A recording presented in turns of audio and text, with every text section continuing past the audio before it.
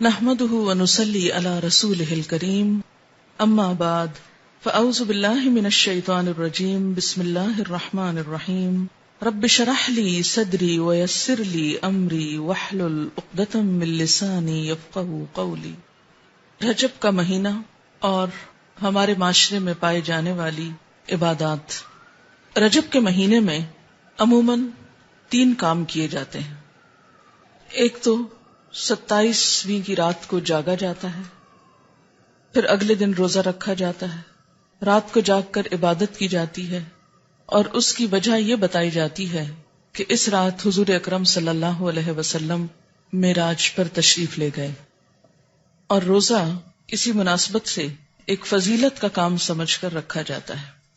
تیسری چیز جو اس مہینے میں عام ہے وہ کونڈے کرنا ہے، جن کو امام جعفر رحمت اللہ علیہ کے نام سے منسوب کیا جاتا ہے۔ آج ہم ان تینوں چیزوں کا جائزہ لیں گے کہ ان کی حقیقت کیا ہے اور اس بارے میں ہمارا طرز عمل کیا ہونا چاہیے۔ رات کی عبادت، دن کا روزہ شب معراج کی نسبت سے، اور 22 رجب کو کونڈے کرنا امام جعفر کی نسبت سے۔ ان چیزوں کا جائزہ لینے سے پہلے یہ بات ہم اپنے ذہن میں پھر سے دوہرا لیں کہ دین دراصل وہ دین ہے جو اللہ سبحانہ و تعالی نے ہم کو دیا ہے، جو محمد صلی اللہ علیہ وسلم کے ذریعے ہم تک پہنچایا گیا۔ قرآن پاک اس کے بارے میں فرماتا ہے، الیوم اکملت لکم دینکم واتممت علیکم نعمتی وردیت لکم الاسلام دینا۔ آج میں نے تمہارے لیے اپنا دین مکمل کر دیا، تم پر اپنی نعمت کو تمام کر دیا، اور تمہارے لیے دین اسلام کو پسند کر لیا۔ اس سے یہ بات پتہ چلتی ہے کہ دین نبی اکرم صلی اللہ علیہ وسلم کے زمانے میں ہی مکمل ہو گیا تھا۔ عبادت کے نام پر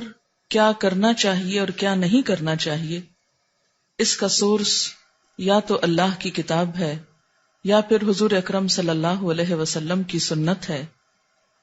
کیونکہ جب ایک مسلمان ہوتا ہے تو جو کلمہ وہ پڑھتا ہے وہ لا الہ الا اللہ اور محمد الرسول اللہ ہے۔ دین کے نام پر جو کام بھی ہم کریں گے اس کی اتھارٹی انہی 2 ہستیوں کی طرف سے ملنی چاہیے۔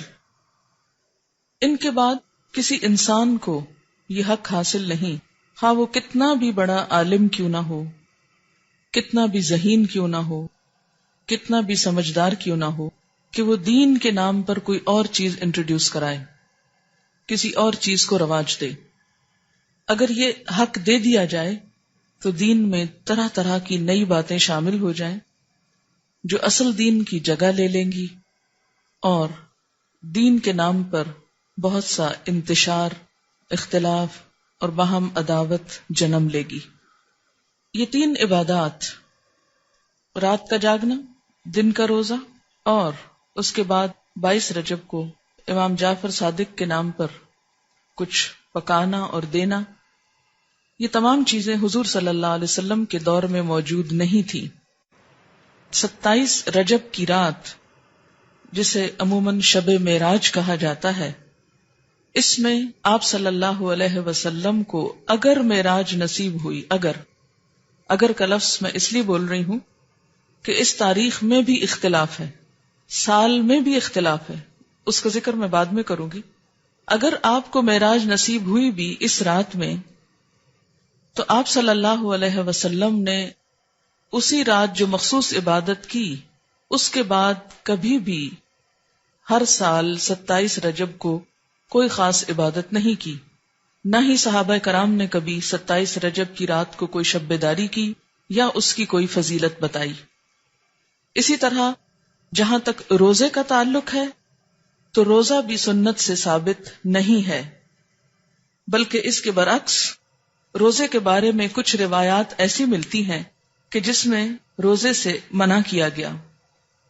مصنف ابن ابی شیبہ کی روایت ہے، حضرت زید بن اسلم رضی اللہ تعالی عنہ سے روایت ہے کہ رسول اللہ صلی اللہ علیہ وسلم سے رجب کے روزے کے بارے میں پوچھا گیا تو آپ نے فرمایا شعبان کے روزوں سے آپ بے خبر ہیں، یعنی رجب میں نہیں، اصل میں شعبان میں روزے رکھے جائیں گے۔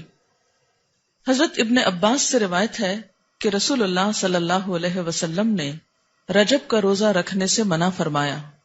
یہ ابن ماجہ کی روایت ہے۔ آپ نے کیوں منع کیا؟ اس لیے کہ یہ روزہ اسلام سے قبل رکھا جاتا تھا۔ دور جاہلیت میں رجب کے مہینے کی تعظیم کی جاتی تھی، عزت افزائی کی جاتی، اس لیے آپ نے اس رسم کو ختم کرنے کے لیے یا اس کے اتباع کو توڑنے کے لیے اس سے منع فرمایا، اور یہ وضاحت کنز الامال میں کی گئی ہے، صفحہ 49 جلد 8۔ تو اس سے کیا پتہ چلتا ہے کہ اس رات میں شب بیداری اور اس دن میں روزے کی کوئی حقیقت نہیں۔ اسی طرح جہاں تک امام جعفر کے نام پر جو کنڈے دیے جاتے ہیں، تو بات یہ ہے کہ یہ تاریخ نہ تو امام جعفر رحمت اللہ علیہ کی پیدائش کی ہے اور نہ ہی آپ کی وفات کی ہے، لہذا ان کی طرف اس کی نسبت کا کوئی ثبوت ہی نہیں ملتا یا جواز ہی نہیں ملتا۔ امام جعفر رحمت اللہ علیہ کی ولادت ایک روایت کے مطابق 8 رمضان 80 ہجری میں ہوئی، یا 83 ہجری کی روایت بھی موجود ہے 83 یا 80،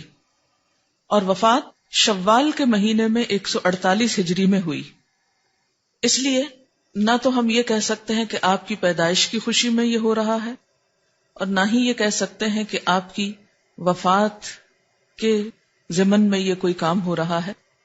اگرچہ اصلاً ہی کسی کی پیدائش یا کسی کی وفات پر کچھ کھانا پکانا یا مخصوص کھانے پکانا اسلام کی روح کے مطابق ہی نہیں۔ اسلام میں صدقہ خیرات کا جو تصور ہے وہ یہ کہ انسان جب اپنے پاس کچھ مال پائے یا کسی ضرورت مند کو دیکھے تو وہ صدقہ خیرات کرے۔ اسی طرح اسلام نے صدقہ خیرات کی کچھ مخصوص شکلیں نہیں بتائیں کہ وہ حلوہ ہو یا کھیر ہو یا پوریاں ہوں یا چاول ہوں یا دیگ ہو یا بریانی ہو یا کوفتے ہوں، نہیں، اس لیے کہ اسلام ایسی کسی تکلیف میں انسان کو نہیں ڈالتا جو انسان کے لیے نبھانا مشکل کا سبب ہو یا مشکل پیدا کرے۔ ہم دیکھتے ہیں کہ اسلام ایک یونیورسل ریلیجن ہے، وہ کسی خاص کلچر کی پیداوار نہیں، یا کسی خاص کلچر کے لیے نہیں، کسی خاص ملک یا علاقے کے لیے نہیں، ہر زمانے، ہر دور اور ہر علاقے کے لوگوں کے لیے ہے، اور اس میں ایسے احکامات ہیں کہ جو ہر علاقے کے لوگ سہولت کے ساتھ کر سکیں۔ کئی معاشرے ایسے ہیں کہ جہاں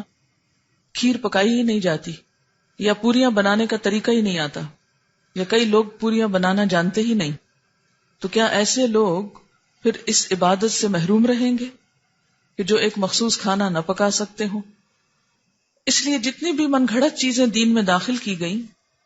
ان سب کے پیچھے اسی قسم کی باتیں آپ کو ملیں گی۔ کنڈوں کی رسم کے بارے میں ایک روایت کے مطابق اس کی ابتدا 1906 میں امیر مینائی کے خاندان سے ہوئی اور امام جعفر کے نام پر شروع ہوئی، اور یہ امیر مینائی کا خاندان جیسا کہ آپ جانتے ہیں کہ لکھنؤ سے یا ہندوستان سے تعلق رکھتا ہے، تو اس رسم کی تو ابتدا بھی عرب سے نہیں ہوئی، یا جہاں اسلام کا اوریجن ہے وہاں سے نہیں آئی، تو اس کو اسلام یا دین کا حصہ یا نیکی یا عبادت آپ کیسے قرار دے سکتے ہیں؟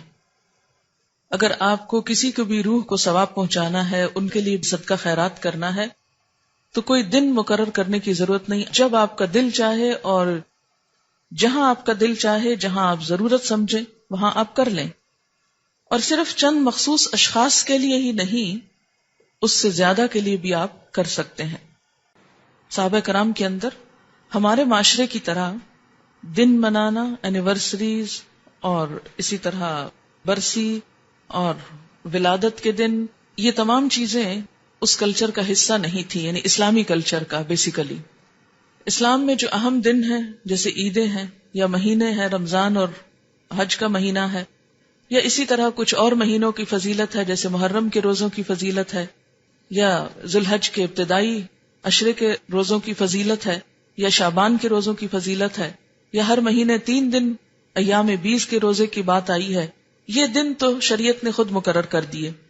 لیکن اس کے علاوہ باقی چیزیں بعد کے دور میں پیدا ہوئیں، ان کو دین کا حصہ بنا لینا اور ان کے اوپر اس طرح پابندی سے عمل کرنا جیسے نماز کی پابندی کی جاتی ہے، تو یہ دین میں نئی روایات پیدا کرنے کے برابر ہوگا۔ وآخر دعوانا ان الحمد للہ رب العالمین۔ سبحانک اللہم وبحمدک نشہد ان لا الہ الا انت نستغفرک ونتوب الیک۔ والسلام علیکم ورحمۃ اللہ وبرکاتہ۔